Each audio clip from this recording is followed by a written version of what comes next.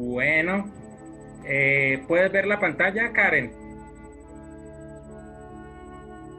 Sí, profe. Listo, bueno, quiero darles pues la bienvenida a esta tercera parte de la asignatura de biología de nuestro programa de bachillerato para adultos que tiene que ver con el aspecto de medio ambiente.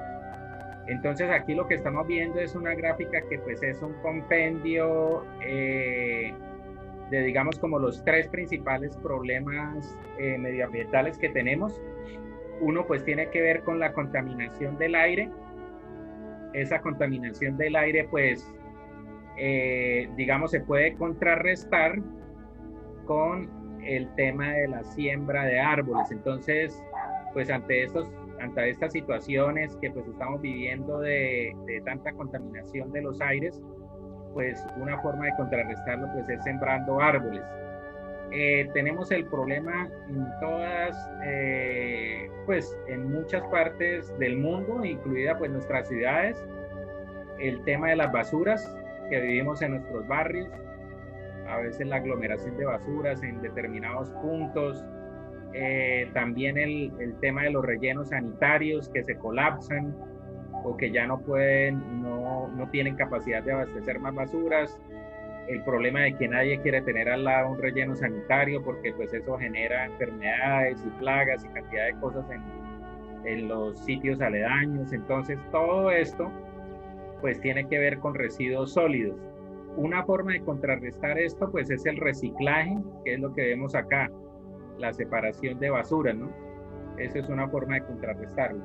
Y finalmente el tema de las aguas, que las aguas están contaminadas, que se está acabando el agua dulce, que el agua que tenemos disponible cada vez es menos, de menor calidad, y el agua dulce, digamos que no está garantizada pues para la mayoría de la población. Entonces pues hay problemas con el tema de agua y su suministro, y ahí pues el tema es el control y uso racional del agua, pues como una medida. Entonces aquí están pues al lado izquierdo las principales problemáticas y al lado derecho pues posibles acciones, que es parte pues de lo que queremos con este módulo, con esta parte que vamos a hacer, esta tercera parte de la asignatura de biología. Recordemos que la primera parte pues era las especies, donde lo que buscamos es pues que exista conciencia que no somos los únicos habitantes en el planeta y que tenemos que cuidar de nuestros ecosistemas y de los otros seres que comparten con nosotros este planeta. Lo segundo es el tema del organismo humano y la importancia de cuidar nuestro cuerpo. Y ahora viene pues el tema de medio ambiente y todo lo que tiene que ver con la necesidad de cuidar y proteger nuestro medio natural, el medio pues, que nos rodea. Este es parte de lo que tenemos en esta asignatura. En esta asignatura vamos a ver un documental que ya este documental es de aproximadamente, no sé si es año 2011, 2012, o sea, tiene ya varios añitos. Y es un documental que se llama Antes que sea tarde y es protagonizado, no sé si financiado en alguna parte o en gran parte, no sé, pero digamos que el protagonista es Leonardo DiCaprio, pues el famoso actor de películas que nosotros todos conocemos, que se ha vuelto un gran activista ambiental, y él lo que hizo fue pues recorrer el mundo revisando un poco lo del tema climático y pues prácticamente este es como su recorrido hasta convertirse pues en embajador de protección del medio ambiente de la ONU, que no sé si todavía lo sea, pero pues en el documental habla un poco de ese proceso que él tuvo para llegar hasta a ser representante de la ONU en estos temas. Entonces pues la intención es poder pues revisar ese tema en el transcurso pues, de esta sesión. Y el trabajo que van a tener que realizar tiene que ver exactamente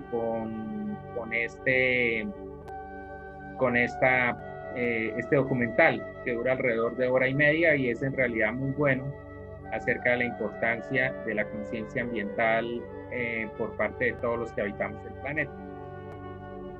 Vamos a ver algunas de las situaciones pues, más apremiantes y vamos a comenzar por quizás la que más está teniendo eco en las noticias actualmente, que es el tema del cambio climático. Entonces vamos a ver a través de unas imágenes algunos de los efectos más importantes del cambio climático. Entonces de los más conocidos pues es el aumento de la temperatura en todo el planeta. ¿Nosotros cómo lo sentimos? Nosotros lo sentimos, pues nosotros no tenemos estaciones en nuestros países de trópico, pero nosotros sí tenemos, pues digamos, como prácticamente lo que sería sol y lluvia. Entonces en los momentos de sol sentimos que esto cada vez como que es más fuerte.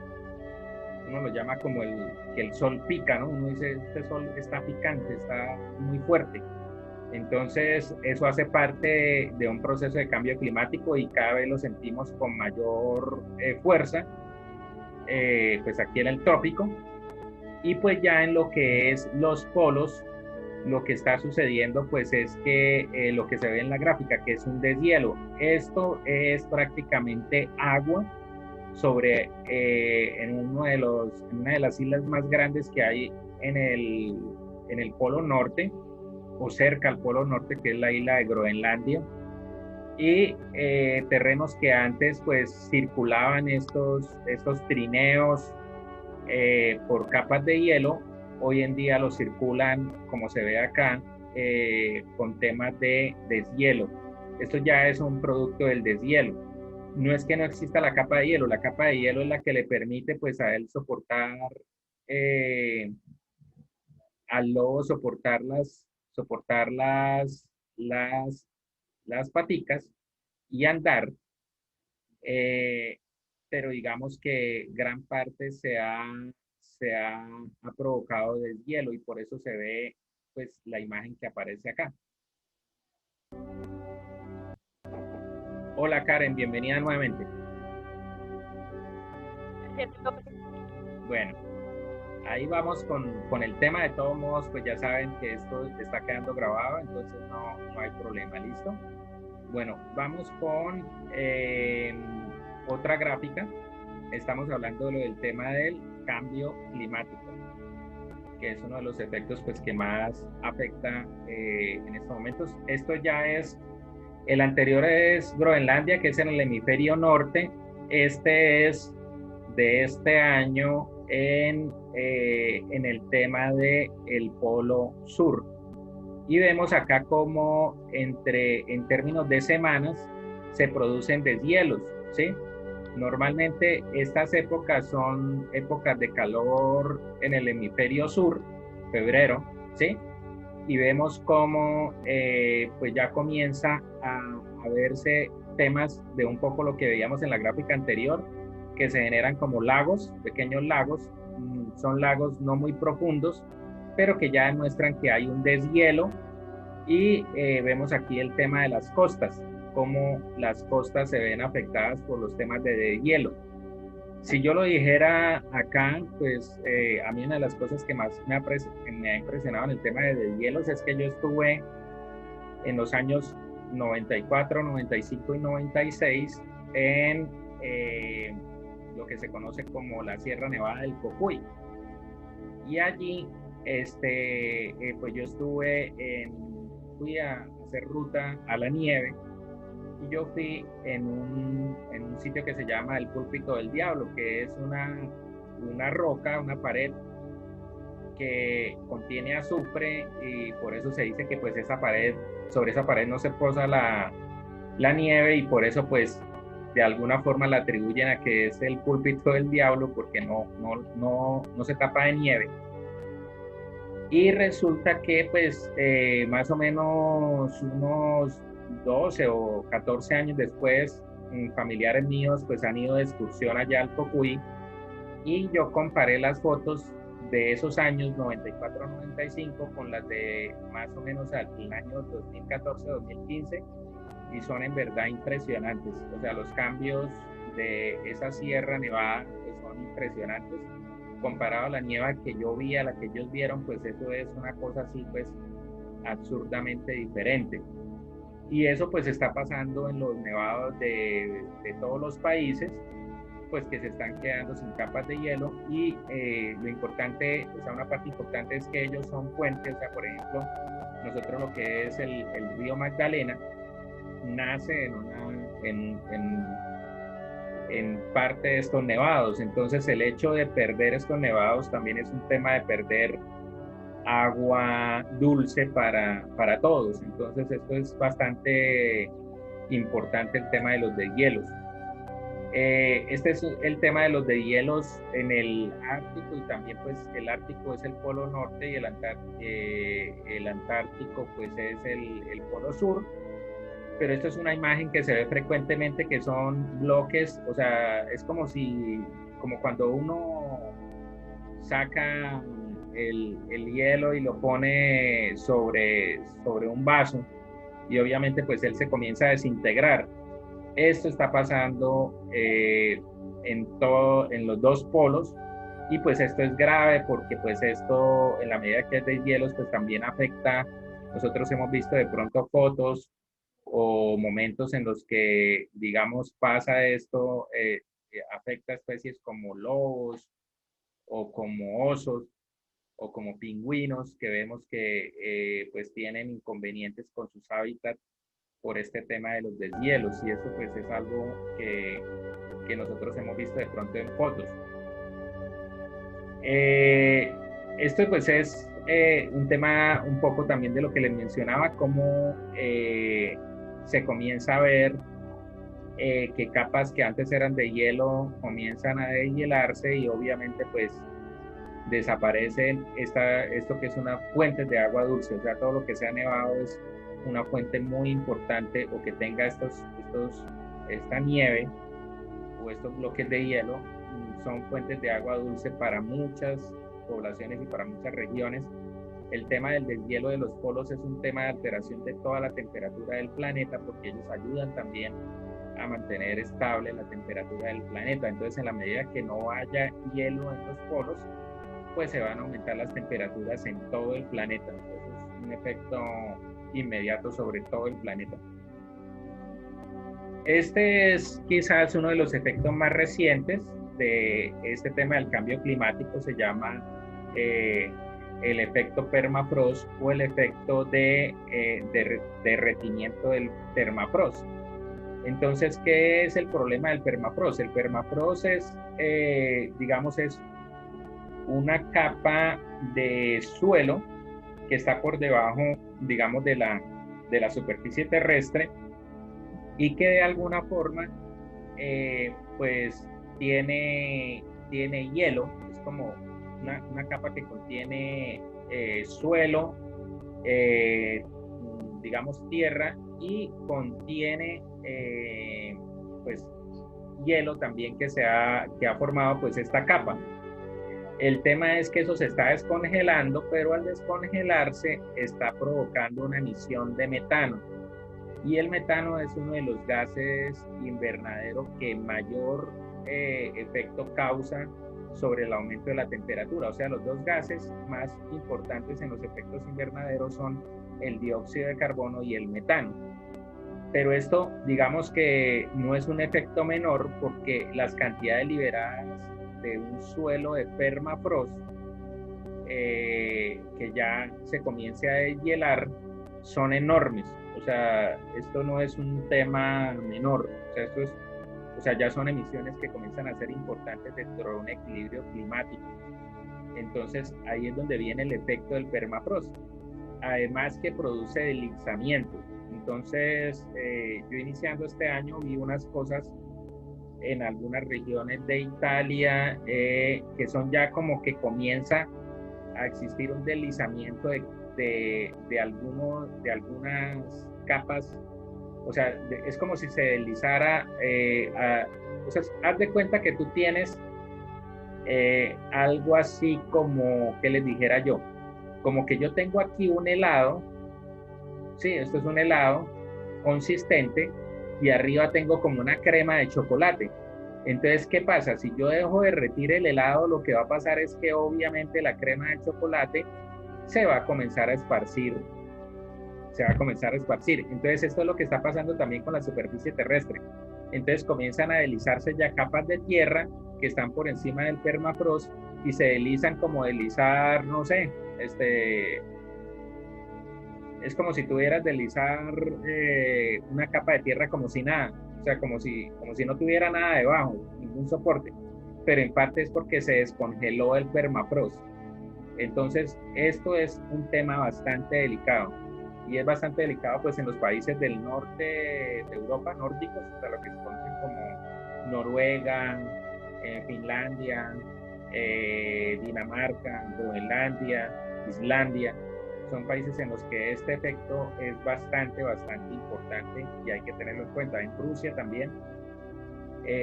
¿Cuál es el peligro del permafrost? Pues el peligro del permafrost es que al calentarse emite metano y también produce deslizamientos de tierra y va a incrementar el calentamiento, ¿sí? Aquí lo que pasa es que dice que las materias orgánicas se descongelan y se pudren.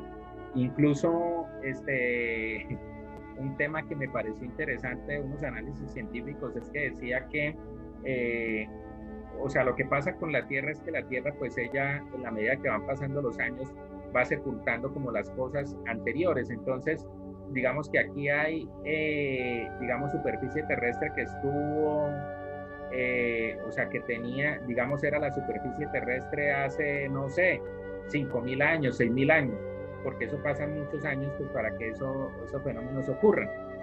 Entonces, lo que estaban diciendo es que parte del permafrost tiene incluso virus que había en esas épocas. Entonces, parte de esos virus pueden volver otra vez al aire con este tema del deslizamiento y el descongelamiento del permafrost. Entonces, eso es un aspecto que me llamó la atención en unos artículos que vi. Digamos que el tema del permafrost es que cubre gran parte de las tierras del hemisferio norte. El 25% de las tierras del hemisferio norte tienen permafrost. Y ese permafrost, si se llega a alterar todo el permafrost, pues va a haber problemas serios para todo el planeta en lo que es emisión de CO2 y emisión de gases metano. Eso es parte de lo que ocurre. Aquí vemos una gráfica, digamos, existe la cuña de hielo, existe el permafrost y existe la capa activa o la capa superficial. El tema es que si esto se descongela, pues esto también se va a ir y se van a generar fenómenos. Esto ya es una foto donde aquí, este es el tamaño de las personas y aquí fue el hueco que se creó por el desbalance de permafrost, o sea, por el descongelamiento de permafrost, y eso es un hueco muy profundo. Pues ahí, si este es el tamaño de las personas, dimensionen el tamaño del cráter que se formó acá, ¿sí? Entonces, este es un tema bastante sensible, el tema del permafrost, y no es un tema menor.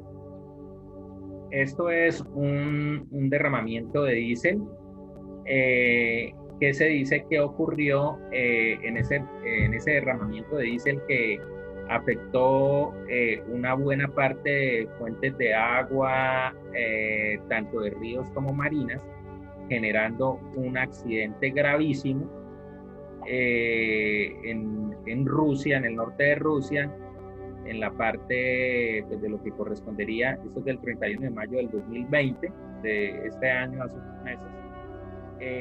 Ahí estuvo el presidente de Rusia verificando ese tema, y esto fue por descongelamiento de permafrost.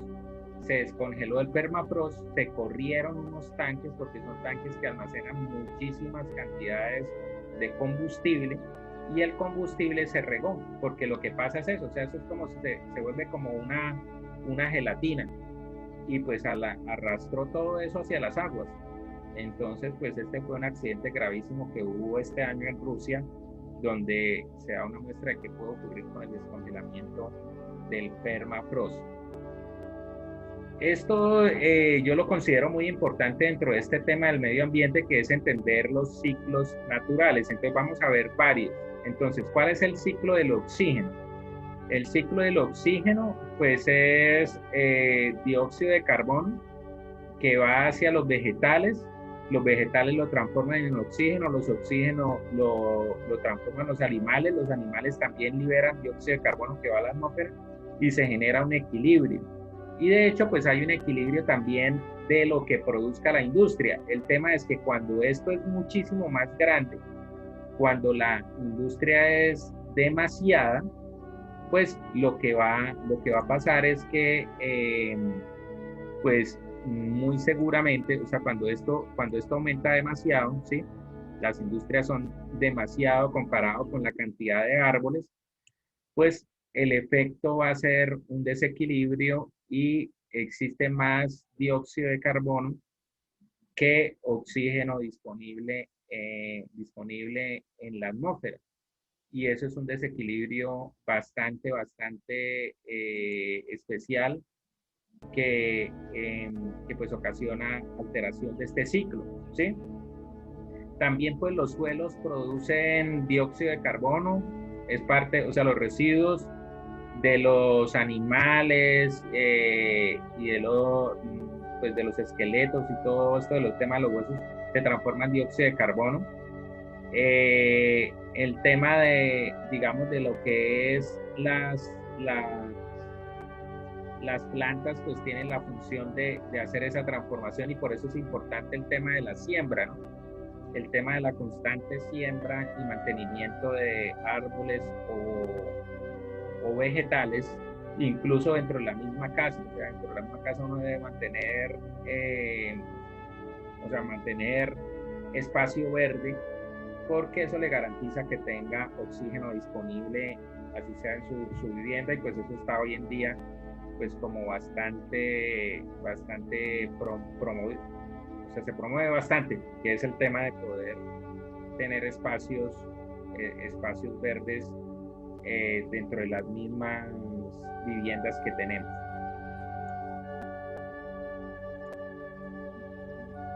Este es el ciclo que tiene que ver con el agua, que es también uno de los ciclos más importantes.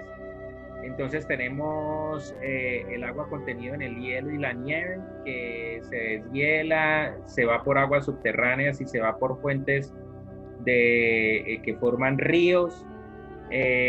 También el tema de lo que conocemos como, o sea, nosotros en Colombia tenemos lo que es el agua proveniente de los páramos. Hay un especial que se hizo en cine hace como unos 4 o 5 años, donde mencionaba cómo nuestros páramos son una fuente importante, porque ellos lo que hacen es, esos bosques de páramo, lo que hacen es atrapar el agua que está dentro de pues, el aire, la atrapan a través de los árboles, y eso va pues, a generar las fuentes de agua desde los bosques, ¿no? O sea, como a través de todo este entramado de raíces y demás comienzan a surgir las fuentes de agua. Es bastante especial. Yo tuve la oportunidad de estar en un parque que tenemos aquí cerca de Bucaramanga, que se llama El Rasbón, donde tú puedes ver perfectamente cómo de los árboles del bosque de páramo surgen ríos, porque al final eso se convierte en río. Aquí en Piedecuesta, donde yo vivo, está el famoso río Lato. Ese río Lato, eso nace en ese parque natural, y tú ves cómo nace desde ese bosque de páramo. Entonces es bien importante ese ciclo del agua a través de los bosques de páramo. Esto pues pasa pues por todo, o sea, por todas las corrientes de agua dulce, que pues el tema es que esas corrientes se van contaminando con las aguas residuales de industrias, pues de los municipios, de los alcantarillados, y al final pues va a parar a los océanos, ¿no? El océano pues que es la principal fuente de agua. Entonces en porcentajes estamos hablando que pues el 75% de nuestro planeta es agua, y ese 75, alrededor de un 80% es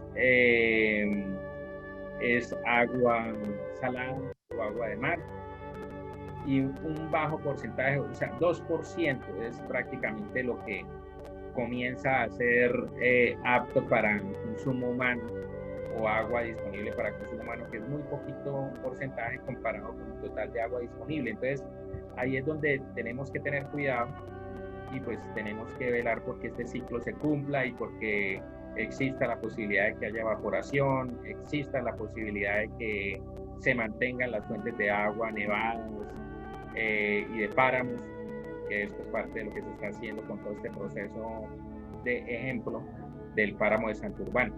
Entonces, eso es muy importante. Aquí tenemos el ciclo del carbono.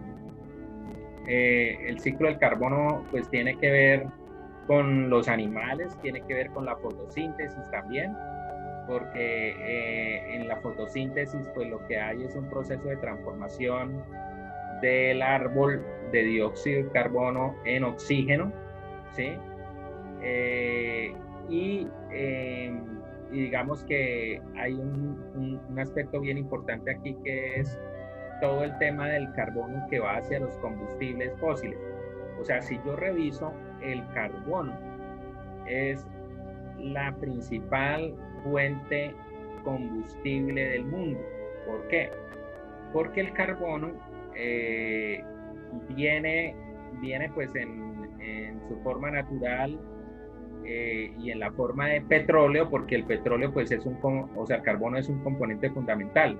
O sea, todos los compuestos que están dentro del petróleo, pues su componente principal es carbono. Y todo esto son productos que pueden generar combustión, o sea, generan CO2, ¿sí? Entonces, ya sea para producir electricidad, ya sea para hacer andar un carro, o para cualquier proceso, o para que una industria pueda hacer su proceso de producción, va a requerir combustibles, y esos combustibles en gran parte vienen de lo que se llama los combustibles fósiles, o los combustibles provenientes del carbono. Entonces ahí tenemos el carbono como tal, el carbón mineral, que se extrae de minas como la del Cerrejón, o se extrae de túneles como se hace en Boyacá, en Antioquia, en norte de Santander, y es una fuente pues, de combustión para producir electricidad o para fábricas, y obviamente el petróleo y sus derivados, que son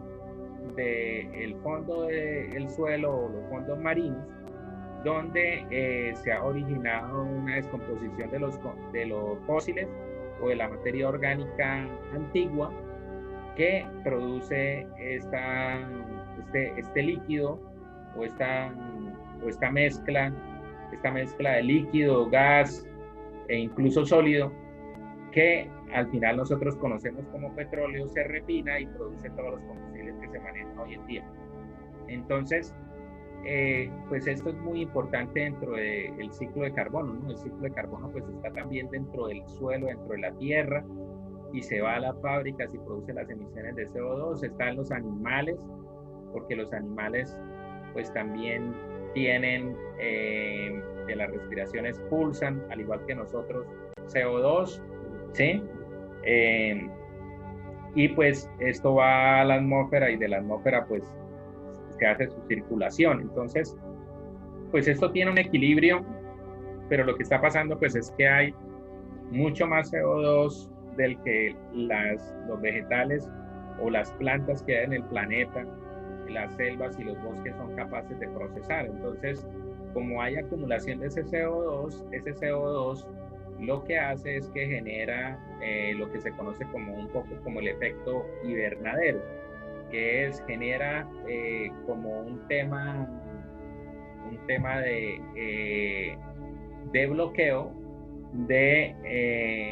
sobre todo digamos que temas relacionados por ejemplo con la radiación, que es un efecto natural que el planeta tiene, es que emite los rayos y parte de esos rayos vuelven otra vez hacia la parte, o sea, salen de la atmósfera.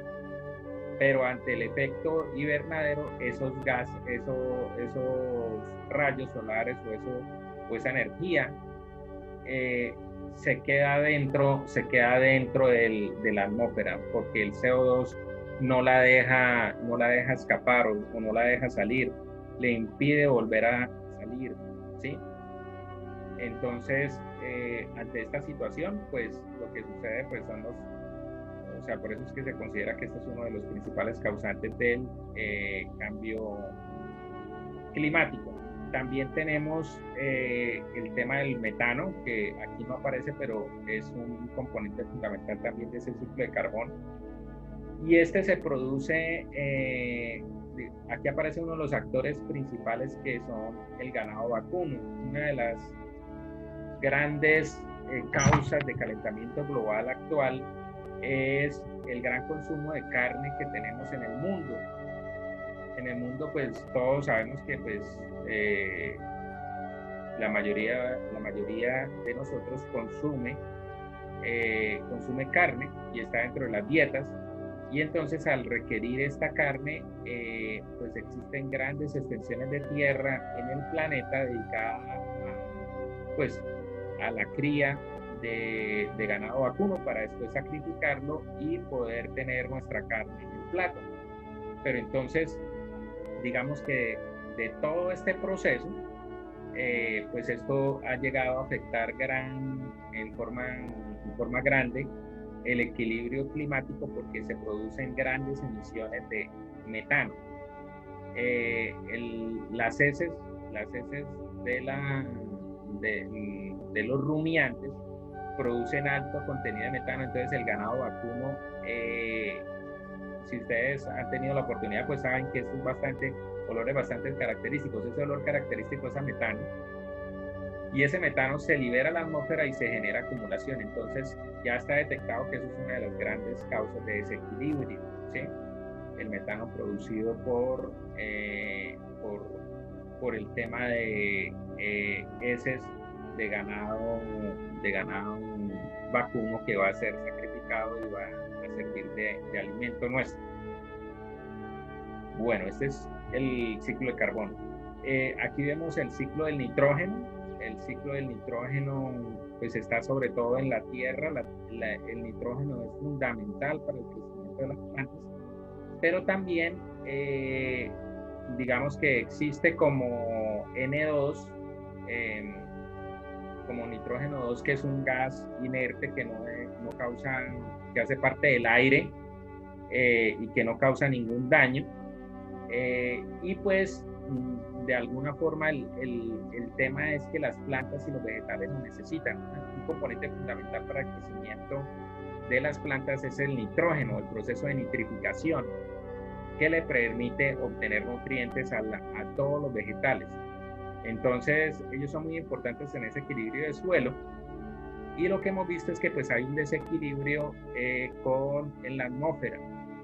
Entonces el nitrógeno, ¿en dónde está en la atmósfera? Está pues en lo que se conocen como los óxidos nitrosos.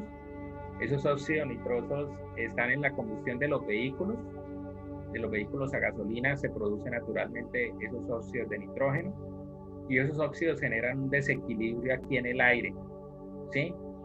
Y hacen parte también de pues gases que causan efecto invernadero y causan el famoso smog. Parte pues del smog viene con contenidos de azufre y viene con contenidos de nitrógeno, ¿sí? Y esto genera un poco lo que también se conoce como las lluvias ácidas, que son pues en sitios digamos de alto smog, pues son bastante perjudiciales para la salud humana. Aquí tenemos el ciclo del azufre. El ciclo del azufre tiene que ver pues con todo el tema de los volcanes, con todo el tema de los magmas que hay dentro de la Tierra o en el centro de la Tierra. Pues se produce todo este magma y este magma se expulsa y genera un equilibrio aquí con el tema del aire. El azufre también es importante para el tema de los suelos y pues genera también un proceso importante dentro de lo que es los microorganismos, porque hay muchos microorganismos que se alimentan de este elemento. Entonces, pues ahí hay como un tema de equilibrio. Y esto pues también está desequilibrado por dos vías principalmente. Uno pues también por todo lo que es los procesos de combustión, o sea, el proceso de combustión produce CO2 en forma pues lógica porque digamos que todos los combustibles tienen carbono, otros elementos asociados, pero al final cuando ocurre el proceso de combustión de ellos van a producir dentro de esto el CO2, que es el que se acumula en cantidades mayores de las normales y genera pues todo este problema de cambio climático en gran medida, ¿sí? Sino que esto no es las únicas reacciones que ocurren con los combustibles. Con los combustibles también reaccionan componentes de nitrógeno que forman los óxidos nitrosos y componentes de azufre que producen óxidos de azufre, ¿sí? Que van a ir también en el aire y producen también contaminación del aire y smog. Entonces el smog principalmente va a ser monóxido de carbono, va a ser óxidos de azufre y óxidos de nitrógeno que están allá mezclados en el aire y producen este efecto que se ve y se siente en ciudades ya de demasiada densidad de habitantes. Por ejemplo, aquí en Latinoamérica estaríamos hablando de ciudades como Santiago de Chile, Ciudad de México y Sao Paulo, que son quizás las ciudades más grandes, y en alguna parte pues también en Bogotá, ¿sí? Aquí en Colombia hay un tema interesante en una ciudad como Medellín, porque Medellín, digamos que Medellín es la que ha podido establecer algunas, digamos, algo que estaba pasando el año pasado, es que el alcalde, digamos, acorde con unas mediciones que se hacían en la ciudad, decía, el día de mañana me hacen el favor y no van a circular carros porque tenemos la medición demasiado alta. Esto no es porque, digamos, Medellín sea la ciudad más contaminada de Colombia, esto es falso. El tema es que es la única ciudad que está haciendo mediciones conscientes de los niveles de contaminación del aire. Eso sí es lo que está pasando. Y entonces ellos han podido establecer estos sistemas de control, de llegar y decir en una ciudad, el día de mañana no circulan carros porque encontramos que los niveles se elevaron demasiado y nos toca equilibrar, entonces mañana no salen carros y así equilibramos y no nos salimos de los límites.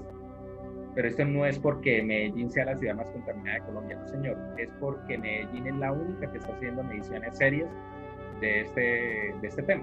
Entonces, no es que, no, pues qué malo los de Medellín que están súper contaminados, no, eso no es la realidad. Entonces, y pasa por eso, ¿no? Por los combustibles fósiles, los vehículos producen demasiado desequilibrio en estos ciclos de estos elementos que hemos visto, carbono, nitrógeno, azufre, ¿sí? Y el otro tema es un tema que nosotros hemos podido sentir aquí en Bucaramanga, pues tenemos la planta de tratamientos de aguas residuales. Entonces, la descomposición de materia orgánica produce ácido sulfídrico, que es este que aparece acá. Y ese ácido sulfídrico es pues el que tiene olor característico a huevo podrido, como si tú olieras un huevo podrido. Entonces, cuando uno pasa ahí por cerca, aquí hay una vía que comunica dos municipios del área metropolitana, Florida y Girón. Entonces uno va pasando por esa vía donde está la planta de tratamiento de agua residual y siente fuertemente ese olor, y ese olor es ácido sulfídrico. Y esto lo producen bacterias, o sea, ellos hacen esa descomposición y producen ese gas. Y ese gas, pues, digamos que ya, o sea, en temas, ya si estamos hablando nomás de la planta de Río Frío, aquí en Bucaramanga, usted puede sentir en las noches ya oleadas de este gas, las puede sentir en sitios que ya pueden estar a, no sé, 4 o 5 kilómetros, barrios que quedan cerca a lo que se conoce como Cañaveral. De hecho, pues, muchas personas que viven ahí, pues ya les ha tocado acostumbrarse en este barrio porque pues lo tienen relativamente cerca, no tan cerca, pero lo tienen relativamente cerca, y sobre todo por las noches pues sienten esas oleadas, y eso es un gas que también está causando desequilibrio en el ciclo del azufre. Aquí pues un poco cómo se produce pues el efecto de lluvia ácida, o sea, que se generan las nubes. Entonces aquí vemos ácido sulfídrico, ácido nítrico, o sea, componente azufre y nitrógeno que están desequilibrados, y genera este tema de la lluvia ácida, que era lo que estábamos mencionando, ¿no? Entonces viene derivada de esos compuestos que salen emitidos desde las combustiones, de las centrales energéticas, la fábrica, los vehículos, y al final se van a depositar en las nubes, y de ahí pues van hacia las poblaciones o hacia donde cae la lluvia, y es lo que se conoce como el efecto de lluvia ácida, que se puede sentir como les decía, en ciudades de alta contaminación, digamos tipo las que mencionamos inicialmente, y aquí en Colombia pues podría ser una ciudad como Bogotá, Cali o Barranquilla, que son poblaciones, digamos, de más de 2 millones de habitantes, donde esto se puede dar fácilmente. El ciclo del fósforo. El fósforo es súper importante pues para el tema también de los vegetales. Sabemos que el fósforo es un contenido fundamental de los nutrientes vegetales, y por eso digamos que pues existe este equilibrio. Y aquí hay un tema que pues ellos también van a estar dentro de las aguas, ¿sí? Y hay un proceso donde intervienen hongos y bacterias en los procesos de transformación, y al final se vuelven nutrientes. Y pues esto no está tan desequilibrado. De pronto el desequilibrio viene en los detergentes. Parte de los detergentes, que en realidad no es digamos un componente que haga una función fundamental para la desinfección y la limpieza, sino es un componente que sirve más como para la sensación de burbuja.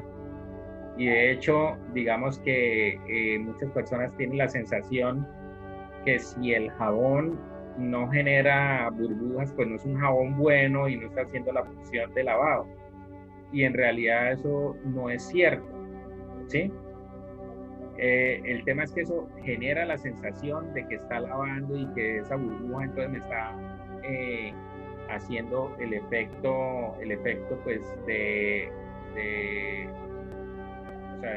hacer la limpieza en el detergente. La verdad es que digamos que los fosfatos tienen esa función y son componente fundamental de la mayoría de detergentes, y eso va a ir finalmente a las fuentes de agua, y ahí sí puede generar un exceso de fósforo que al final va a generar un desequilibrio. Entonces aquí se puede desequilibrar es sobre todo por los detergentes, ¿sí? Y de todos modos pues debe existir un equilibrio dentro de lo que es el suelo, los vegetales, el aire, para que al final pues podamos tener el crecimiento de las plantas. Entonces lo que es nitrógeno, azufre y fósforo son componentes vitales para el crecimiento de una planta, y lo deben tener, ¿sí? Y pues hace que eso esté equilibrado, ¿sí? pero de todos modos los excesos van a causar problemas de contaminación. Y lo que está claro es que los fosfatos sí pueden generar unos problemas de contaminación de las aguas que reciben la materia orgánica y los desechos que nosotros tenemos en las ciudades, ¿sí? Entonces, lo que ahí yo diría es tengámosle confianza a los jabones que no producen burbujas y que no tienen tanto contenido de fosfatos. Aquí vemos pues también un poco lo del fósforo. Vemos algunos otros elementos del fósforo, la fertilización, aunque aparece en la minería, los medios de transporte, el fondo marino, bueno, procesos de equilibrio de ese elemento, ¿listo? Ellos son fundamentales en el tema de fertilización y crecimiento de la planta. Bueno, esos son, digamos que los principales elementos. Hay otros, pero esos que vimos son los principales elementos y los principales ciclos naturales. Se llaman ciclos naturales porque de alguna forma se genera el equilibrio. El equilibrio está dado entre el agua, el suelo y el aire. Agua, cielo, suelo y aire generan una circulación de estos elementos en equilibrio. Y eso pues es lo que necesita el planeta para mantenerse estable. ¿Qué es el tema? Cuando se genera un desequilibrio, ya sea por exceso en el aire, por exceso en el agua, por exceso también en el suelo, ¿sí? Entonces ahí es donde vienen los problemas de estos ciclos, y estos ciclos pues alteran el aire también, alteran lo que ya vemos pues es que lo que es carbono, nitrógeno, azufre, ocasionan problemas de contaminación en el aire por el tema de lluvias ácidas, por el tema de calentamiento global. Ya está identificado, ¿sí? Ahora vamos con quizás uno también de los que más se ha generado conciencia últimamente, que son las famosas islas de plástico. Las islas de plástico es que en estos momentos tenemos una isla que tiene 2 millones de kilómetros cuadrados. O sea, eso estamos hablando que es un país prácticamente que hay en medio del mar lleno de plásticos que se acumulan. Entonces, ¿por qué se acumulan en determinados puntos? Entonces, vamos a verlo aquí en una gráfica, que esta es una gráfica del mapa mundi. Y aquí vemos que en el sur de África, en esta parte del sur de África, aquí estamos como entre Australia y África, aquí estamos entre Australia y Suramérica, esos son el Pacífico, y aquí estamos entre lo que es el Atlántico de América y el Atlántico de Europa, y ese pedazo, ¿sí? Entonces esto se genera porque las corrientes de aire van generando la circulación. Aquí de pronto lo vemos un poquito más. Entonces aquí vemos, las rojas son corrientes calientes, las azules son corrientes frías y las negras son corrientes neutrales. Entonces ese proceso de circulación de corriente genera la acumulación en determinados puntos, que es donde se generan las famosas islas de plástico. Y aquí vemos que ya, por ejemplo, esta isla puede equipararse a Australia de alguna forma por la cantidad de plásticos, y esto es un tema de importancia enorme, enorme, porque esto altera todo el ciclo animal, porque los peces, pues, indiferente pues de lo que suceda, ellos por accidente o por falta de alimento, por alguna cosa, se comienzan a consumir los plásticos, y eso entonces se estará comenzando a detectar dentro de los dientes de los animales, y obviamente pues ellos pueden generar acumulación de algunos componentes que no son buenos para la salud y que finalmente van a ir en las carnes de los pescados que se consumen, ¿sí? Y eso ocurre pues por un fenómeno natural, porque si ya de esas dimensiones, sí o sí, los animales que viven en el mar se van a encontrar con estas islas de plástico, ¿sí? Entonces, ese es un fenómeno que pues está detectado de hace más o menos unos 10 a 15 años hacia acá, pero que ahorita ha adquirido una importancia enorme. Actualmente pues hay unas investigaciones que se están haciendo, hay un holandés bastante joven que está haciendo unas investigaciones bastante interesantes para comenzar a desintegrarlas, comenzar a absorberlas, comenzar a hacer algo para que esas islas desaparezcan, porque si no van a llegar a ser, van a cubrirnos todo. O sea, si yo lo miro, si yo sigo haciendo vertimiento de plásticos, esto nos puede cubrir todo el mar. O sea, fácilmente puede llegar a tener esas dimensiones, porque actualmente supera, o sea, digamos, esto es más grande que Colombia. Este pedacito de acá es más grande que Colombia. Si no estoy mal, esta de acá, una de estas dos es la más grande, que está entre lo que sería la China y Estados Unidos, ¿sí? De hecho, los mayores contribuidores de residuos plásticos están por aquí en Asia. Ahí está la India, Malasia, Indonesia, la China, son los mayores contribuidores del plástico que se vierte a los mares. Y eso pasa porque pues el tema del uso de desechables, todo este tema que se está generando conciencia ya en países como Colombia, donde se está diciendo, bueno, listo, vamos a disminuir las bolsas plásticas, no al consumo de bolsas plásticas, etcétera, pero que de todos modos eso no está todavía en la conciencia del consumidor, ¿sí? Entonces, el tema es que hay que poner cuidado sobre este fenómeno que es muy, pero muy delicado, porque puede llegar a cubrir el agua del planeta, estas islas de plástico tal como van. Y como les decía, pues hay que poner atención sobre estos aspectos tan importantes. Ya para cerrar, y pues para no hacer un tema tan, o sea, porque esto digamos que casi que tiene que ver, o sea, esto es como si yo hubiera hablado del apocalipsis pues en esta clase, que de alguna forma pues sí, sí puede llegar a ser nuestro fin si no controlamos todos estos temas de contaminación que vimos. Pero digamos que decir que esto lo va a cambiar, que vamos a hacer una ley, que eso se vuelva como una obligación, no.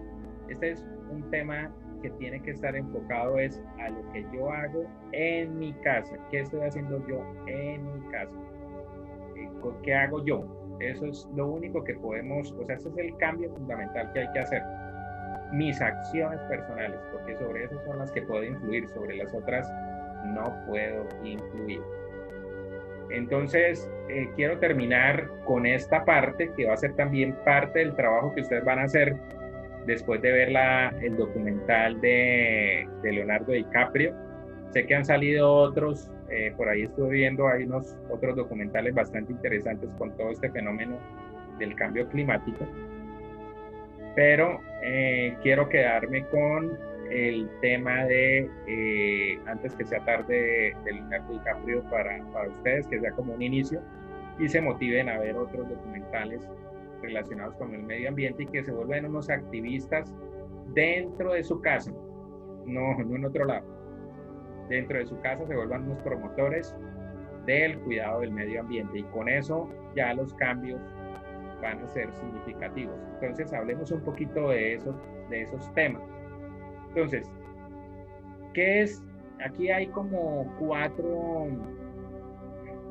puntos que serían importantes. El primero de ellos es comenzar a ser consciente de usar transportes que no usen combustible fósil. Entonces, el hecho de caminar, el hecho de utilizar vehículos eléctricos, aunque pues está en estos momentos determinado que los autos eléctricos tampoco son la panacea, ni son los que nos van a sacar de este tema de contaminación ambiental por la gran contaminación que se genera para obtener la energía de las baterías. O sea, esto por dentro, este carro tiene una batería, y pues ese tema de las baterías en estos momentos es delicado en países como Chile y Bolivia, que producen litio, y en África. Esto está generando unos serios problemas en esos países de contaminación de agua, sobre todo, para poder extraer este famoso litio de las baterías que hacen que tengan mayor duración. y esto pues al final va a afectar seriamente el medio ambiente.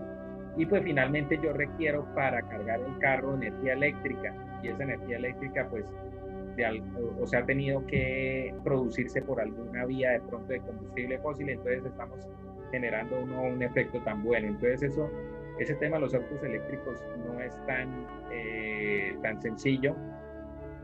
Yo personalmente, porque he optado, yo dentro de lo que son mis aspiraciones, pues está un tema de un vehículo, pero es un tema de pronto de un vehículo más funcional, que sirva para transportarme en viajes entre ciudades, que sirva para transportar equipos o cuestiones que necesito para mis clases o que mi esposa necesita para las clases, o para transportar de pronto niños, que nosotros tenemos dentro de los planes, pues todo este tema de educación de niños. Entonces poder llevar grupos a ciertas actividades, para eso estoy pensando un vehículo, ¿sí? Ese es como el vehículo de mis sueños. O sea, yo no sueño con tener un vehículo pues que ande a 300 kilómetros por hora y el chacho y el supervehículo y toda la cosa para chicanear, para andar por la ciudad, para poner los baffles y el sonido. No, ese no es mi ideal. Y digamos que no está dentro de mis propósitos. Yo creo en que una solución es hacer buen transporte público, pero no es el transporte de Metrolínea, Transmilenio, que nosotros conocemos acá, como buses repletos de gente, teteados, pues o sea, ahorita con este tema del COVID, que hay que guardar distanciamiento sin ningún distanciamiento.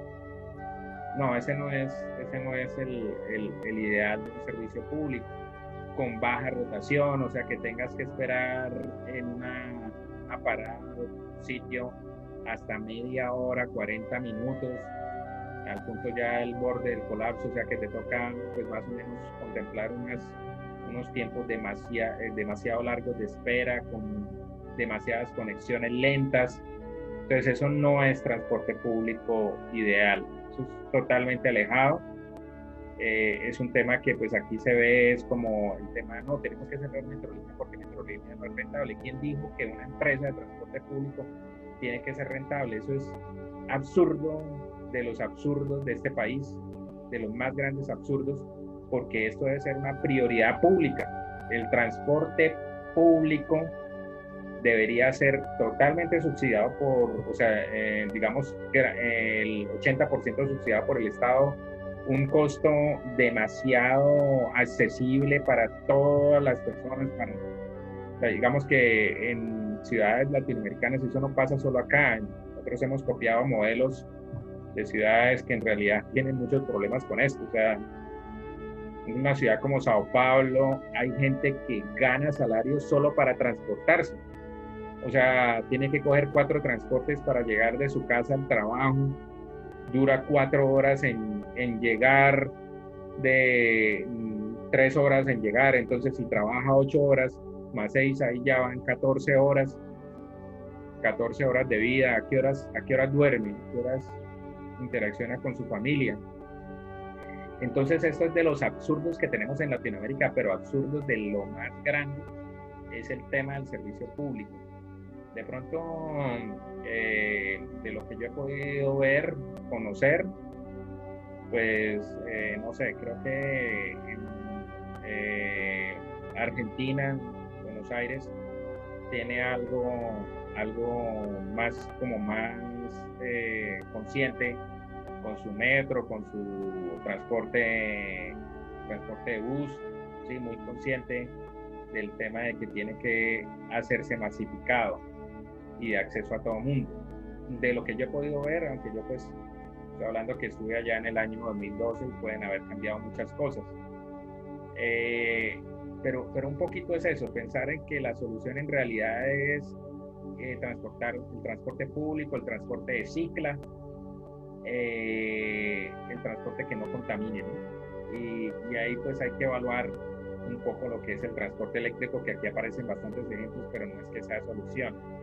De pronto hay uno que se está dando en Europa, que son las bombas las bombas de gasolina con hidrógeno, que el hidrógeno es un combustible súper potente y es un combustible que se puede obtener a partir de agua. Entonces, pues esto sí ya es como mucho más amigable, ¿sí? Aquí tenemos fuentes alternativas de energía. Tenemos materia orgánica, biodiesel, tenemos las mareas, tenemos las fuentes eólicas, la energía solar, ¿sí? Esto hace parte de las fuentes de energía alternativas y en esto pues sí tendríamos que mirar de pronto es a los países nórdicos, que ellos pues digamos que sí han sabido establecer reglamentaciones de lo que es el uso de coches.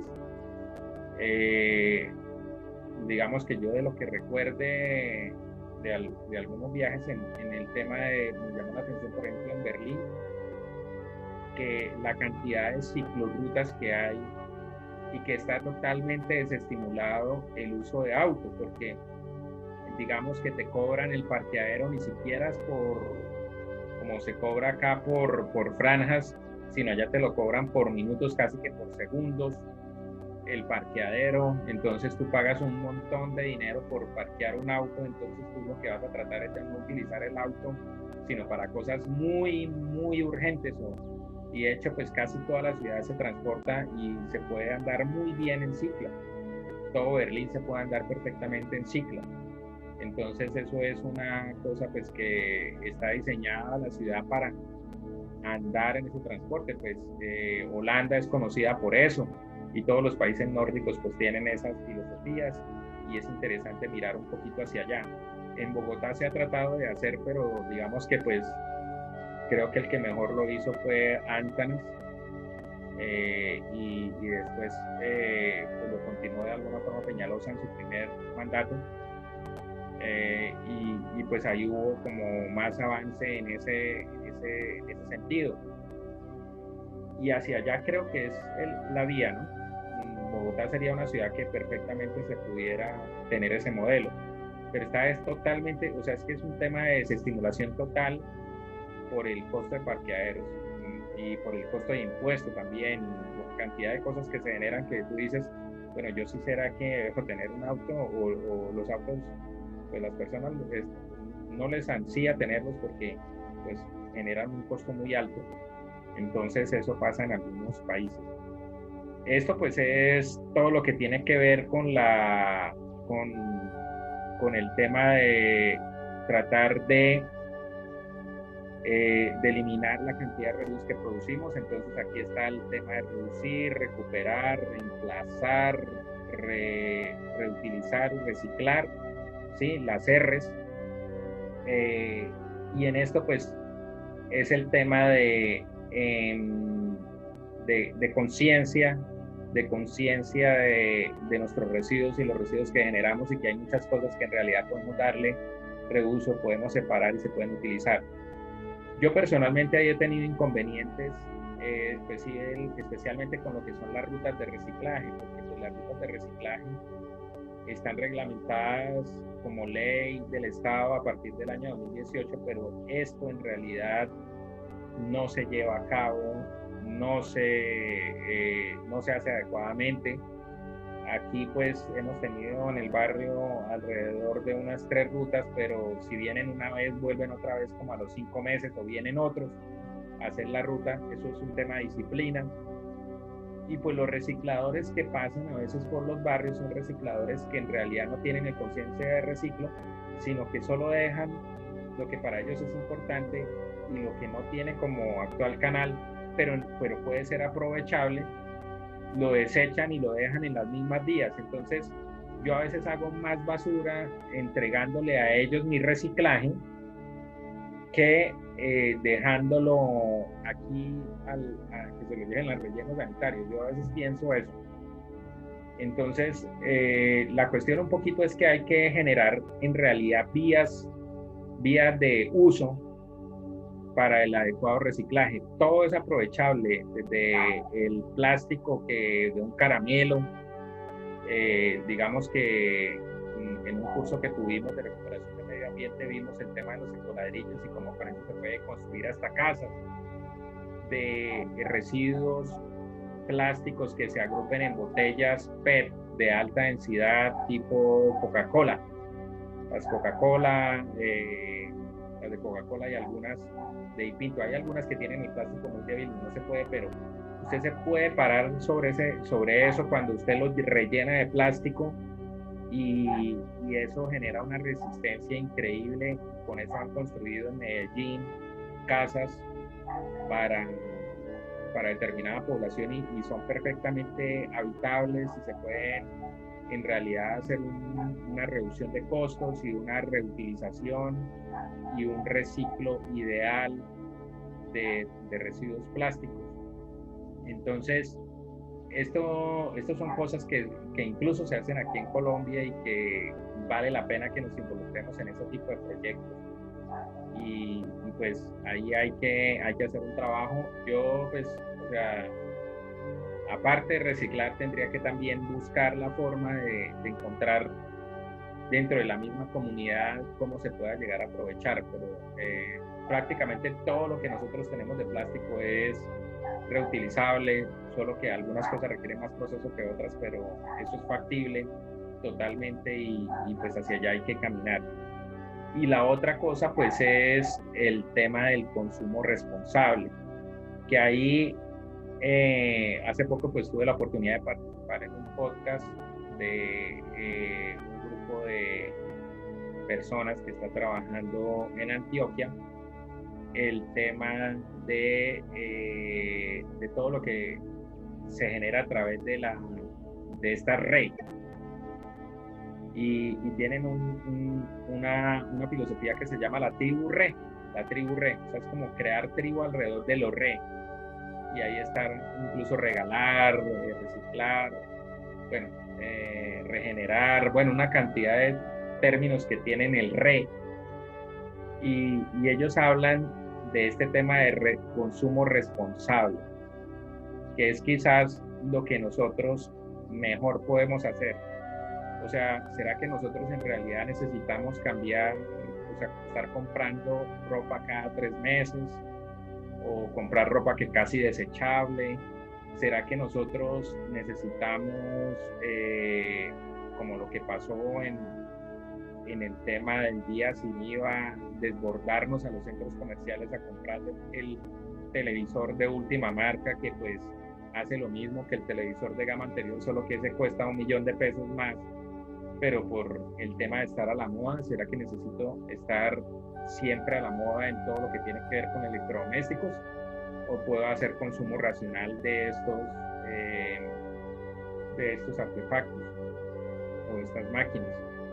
Entonces, un poco eso, ¿no? Yo tuve la oportunidad de conocer casos, pues en verdad, digamos que yo digo que lamentable, ¿no? O sea, cuando estuve en Australia es un país que pues rota muchísimo la gente, o sea, ya hay gente de todos los continentes. En estos momentos en Australia, gran parte de la población, alrededor de un 30% de la población es flotante, es decir, va a Australia por un tiempo y sale de Australia. Mucha circulación de muchísimos países, de Asia, de África, de Latinoamérica, rumangueses, hay muchos rumangueses que van allá. Y alguien que trabajaba allá de Bogotá, que conocía a su familia y demás, y pudimos compartir algunos momentos, que trabajaba en un mall, comentaba cómo, digamos, almacenes como H&M o estas grandes marcas tipo Falabella, tipo todas esas marcas o grandes marcas que buscan el consumo masivo y que buscan de alguna forma generar consumos desaforados. El tema es que ellos cada 3 meses cambian las colecciones y gran cantidad de las cosas que ellos tienen dentro del almacén van a parar a la basura. O sea, eso no los utiliza nadie, sino terminan en la basura.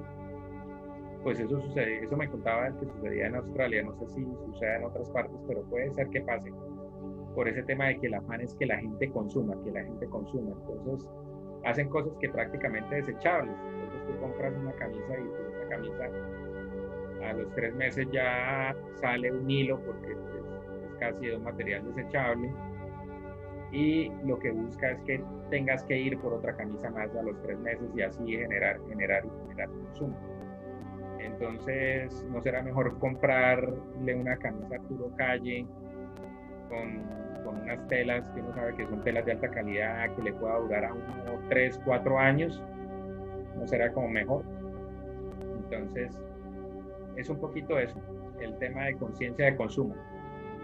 Y ahí tiene que ver con el uso de los servicios públicos, tiene que ver con el uso del plástico, el uso de pitillos, eliminar al total el uso de pitillos, el uso de envases también plásticos, o mirar cómo esos envases se reusan o se reutilizan, o en fin, pues cómo se hace todo este proceso, que es un poco el tema clave con todo este tema de residuos, para que no nos inunden las islas de plástico. Si no hacemos algo con relación a eso, finalmente terminaremos todas las aguas rodeadas de plástico y ya no habrá agua disponible para los animales, inicialmente que viven en el mar, y después obviamente eso nos afectará a nosotros, y pues ya, eso generará graves efectos. Entonces, este era como el mensaje de la clase. Yo les voy a colocar pues el tema se los voy a colocar. Voy a parar aquí la grabación, no te desconectes, Karen, que ya hablo contigo. Y pues la intención es que miran por el WhatsApp